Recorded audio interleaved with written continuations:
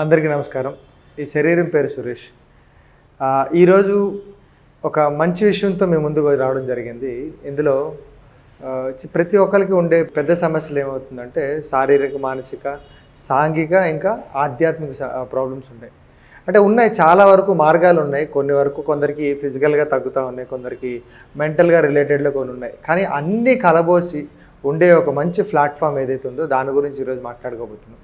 ఇంకో అనాదిది, అంటే చాలా పురాతనమైంది, ఇంకా విలువైంది ఒక శాస్త్రం గురించి ఈరోజు మాట్లాడుకోబోతున్నాం. మనుషులకు మాత్రమే పనికొచ్చే విజ్ఞానం గురించి, మనుషులు మాత్రమే పనికొచ్చే శాస్త్రం గురించి మాట్లాడుకోబోతున్నాం. మనిషిని ఉన్నత స్థానానికి తీసుకెళ్లే ఒక మంచి మార్గనిర్దేశం ఏదైతే ఉంటుందో అలాంటి విషయం ఈరోజు మాట్లాడుకోబోతున్నాం.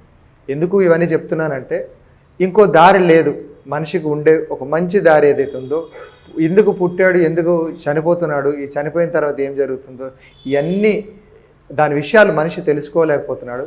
దానికి ఈరోజు మనం మాట్లాడుకోబోతున్నాం. అలాంటి శాస్త్రం ఏదైతే ఉందో అది యోగ శాస్త్రం. యోగం అంటే ఏంటంటే కలయిక, అంతే. మనం చాలా వరకు చదువుతున్నాం, బయట ఎక్కడ పోతే ఇక్కడ బోర్డ్స్ ఉన్నాయి. ఈరోజు మీకు కొత్తదనంగా చూపిస్తున్నాం. అంటే యోగాన్ని మనం ఎలా చేసుకోవాలి, ఏం సంగతి, అసలు యోగా గురించి ఏంటి అని ఒక చిన్నగా చెప్తాం. ఎంతోమంది చెప్తున్నారు యోగా అంటే పతంజలి ప్రోడక్ట్లు, లేకపోతే రామ్దేవ్ బాబా గారిది అంటున్నారు. అంటే తెలియని విషయం అయిపోయింది మనకి. యోగం అంటే అదొక శాస్త్రం, అంటే ప్రూవెన్ థింగ్.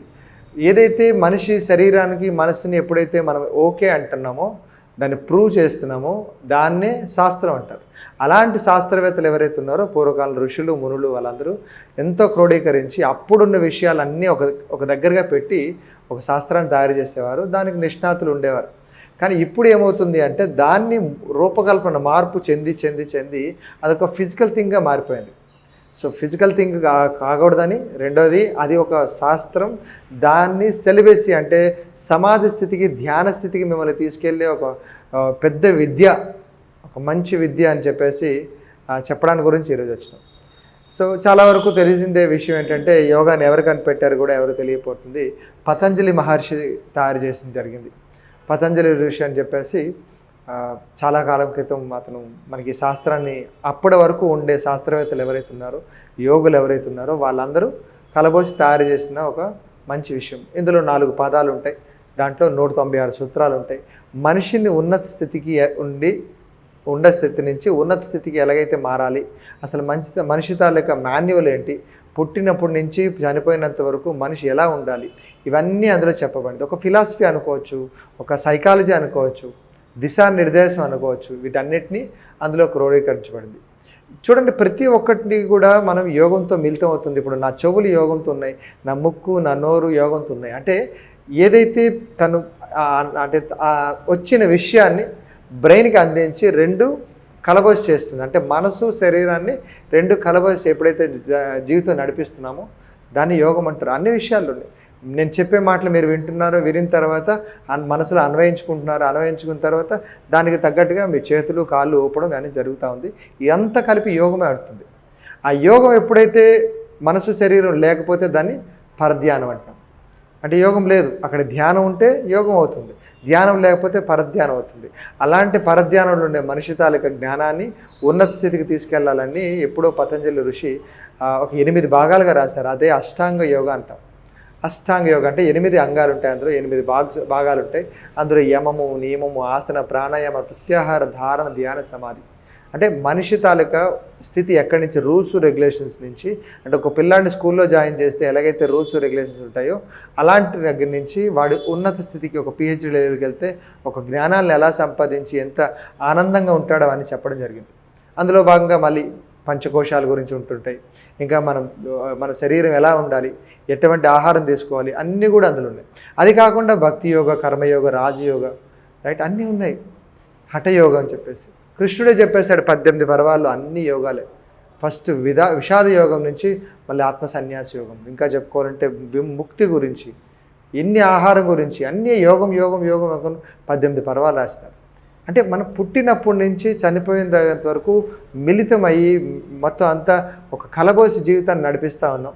అలాంటి కలబోసి నడిపించే జీవితంలో కొన్ని ఒడిదుడుకులు వచ్చినప్పుడు మనం ఎలా తట్టుకోవాలని చెప్పేసి యోగంలో జరిగింది. చాలా వరకు మాకు వచ్చిన ప్రాబ్లమ్స్ ఏంటంటే ఎవరో ఒకరు కాన్స్టిపేషను, బ్యాక్ పెయిన్ అంటారు, తలనొప్పులు అంటారు, లేకపోతే స్ట్రెస్ అంటుంటారు, బాధలు అంటారు, పొట్ట తగ్గాలంటుంటారు. ఎన్ని విషయాలు వచ్చినా ఒక్క మార్గం ఏంటంటే యోగ మార్గం. ఫస్ట్ ముందు యోగాని పరిచయం అవ్వండి అంతే.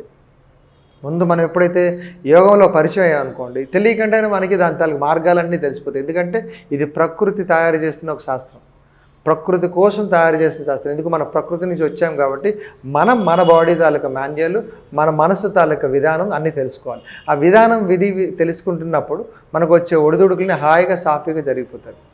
ఇంకా రానున్న కాలం కష్టంగా ఉంది అన్నప్పుడు ముందుగా మనం ఎలాగైతే జాగ్రత్త పడతామో శరీరంలో జరిగే ప్రతి ఒక్క మార్పుకి అతను ముందుగా దిశానిర్దేశం ఇచ్చబడింది. అందులో యమం అంటే అందులో మళ్ళీ అహింస, సత్య, అస్థే, అపరిగ్రహ, బ్రహ్మచర్య. అంటే మనసావాచ కర్మన అహింస పాటించాలి, మనసావాచ కర్మన సత్యాన్ని మాట్లాడాలి, బ్రహ్మచర్యం అలాగే మనసావాచ కర్మన జరగాలి. అంటే ఇవన్నీ దేనికి చెప్తున్నాడు? Rules and regulations. తర్వాత నియమాలు, శౌచ, సంతోష, తప, స్వాధ్యాయ, ఈశ్వర ప్రణిధానం. శౌచం, క్లీన్లీనెస్ కావాలి, సంతోషం కావాలి, మనసావాచ కర్మన. ఎవరు మాట్లాడడం లేదు ఈ మధ్యలో. ఏమంటే ఒక చెప్పేదోటి చేసేదోటి ఉంటుంది. అబద్ధాలు మాట్లాడుతున్నాడు, లోపలంతా అబద్ధం పెట్టుకుంటున్నాడు, బయటంతా సంతోషంగా నవ్వుతున్నాడు. దీనివల్ల మిస్ మ్యాచ్ జరిగిపోతుంది. అబద్ధం ఎప్పుడైతే నోటి నుంచి వచ్చేస్తుందో బ్రెయిన్ ఆటోమేటిక్గా చెప్పేస్తుంటుంది, నీ కళ్ళు చెప్పేస్తే నాడి విధానం మారిపోతుంది. అలాంటివన్నిటికీ రూల్స్ రెగ్యులేషన్ చెప్పబడింది. తర్వాత ఆసనం. ఎందుకు రూల్స్ రెగ్యులేషన్స్? అప్పుడు సిస్టమేటిక్ లైఫ్ నడిపించాలని ఆసనాలు చెప్పబడింది. అంటే ఒక స్ట్రెచర్ పోస్చర్ ఇష్టంగా చేయగలిసినంత వరకు చేసేయడం వల్ల శరీరం ఉండే కండర వ్యవస్థ, బోన్ వ్యవస్థ, నాడీ మండలు అండ్ సెంట్రల్ నర్వస్ సిస్టమ్స్ అన్నీ నీట్గా తయారవుతాయి, సమతుల్యంగా ఉంటుంటాయి. దాని తర్వాత అది ఎందుకు ఆసనాలు? ప్రాణాయామం గురించి. ఎందుకు ప్రాణాయామం? మన పుట్టినప్పటి నుంచి చనిపోయినంత వరకు గాలి వచ్చే దిశ ఏదైతే ఉందో దాన్ని కూడా సమతుల్యం చేయడానికి, అంటే నీట్గా ఒక బ్యాలెన్స్డ్గా ఉండడానికి. అది ఎందుకు? ఆ ప్రాణాయామం ఎందుకు? ప్రత్యాహారం కోసం, అంటే విత్డ్రాల్ సెన్సెస్ గురించి రావడం జరిగింది. అంటే ఒక్కొక్కసారి దేనికి చేయాలి, దేనికి చేయకూడదు అన్నీ అందులో నిర్వచించబడింది. ప్రత్యాహారం దేనికి? ధారణ కోసం. ఎందుకు ధారణ ఎందుకు ఉండాలి? ఒక ప్లానింగ్, మనం ఒక ఊరికి వెళ్తున్నప్పుడు ఎలాగైతే బట్టలు సర్దుకుంటామో అన్నీ మనం సర్దుకునే సిస్టంలో ఉండడానికి ధారణ. దేనికి ధారణ? ధ్యానాని కోసం. మనం ధ్యానించడానికి మనకు కావాల్సిన ప్రిపరేషన్ ఏదైతే ఉందో అది ధారణలో ఉంటుంది. ఒకసారి మనం ఎప్పుడైతే జర్నీలో కూర్చున్నప్పుడు ఎలాగైతే హాయిగా ఉంటామో దాని తాలూకా సిలబస్, దాని తాలూకా ఫలితం ఏదైతే ఉందో అది సమాధి స్థితిలో మనం పొందడానికి ఈ శరీరం ఎందుకు తీసుకున్నాం, ఈ శరీరం ఎక్కడి నుంచి తీసుకోబడింది, ఎక్కడికి కలిసిపోతుందని ప్రతి ఒక్క చిన్న ప్రశ్నకు, పెద్ద ప్రశ్నకు అన్నీ అందులో సమాధానం దొరుకుతాయి. ఫిలాసఫీ చాలా మంచిగా ఉంది. సైకాలజీ సిస్టమ్ ఎప్పుడో చెప్పేస్తున్నాడు.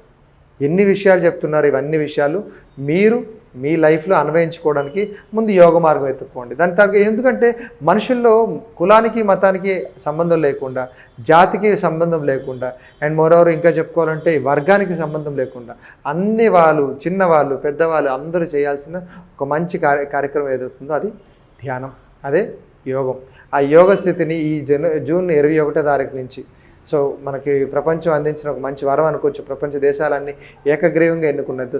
ఈ వారం నుంచి ఇప్పటి నుంచి మళ్ళీ యోగ మార్గంలో వచ్చి ఒక కొత్త లైఫ్ని మీరు అనుభవిస్తారండి. ఆల్రెడీ ఎవరైతే ప్రాక్టీస్ చేస్తున్నారో ఇంకొంచెం ముందుకెళ్ళి ఈ యోగ మార్గంలో కూర్చొని అందరూ యోగులైతే బాగుంటుందని ఆదిశంకరాచార్యులు ఎవరైతే చెప్పుకొచ్చారో అది మళ్ళీ మనం చేసి వసుదైక కుటుంబం పెంచుకుందామని ఉద్దేశంతో ఈరోజు ఈ కార్యక్రమం చెప్పడం జరుగుతుంది. అందరూ దయచేసి ఈ యోగా డే ఏదైతే ఉందో యోగాని తన జీవితంలో అన్వయించుకొని మంచిగా ఆచరించి తద్వారా ఆరోగ్యాన్ని పొందుతారని కోరుకుంటున్నాం.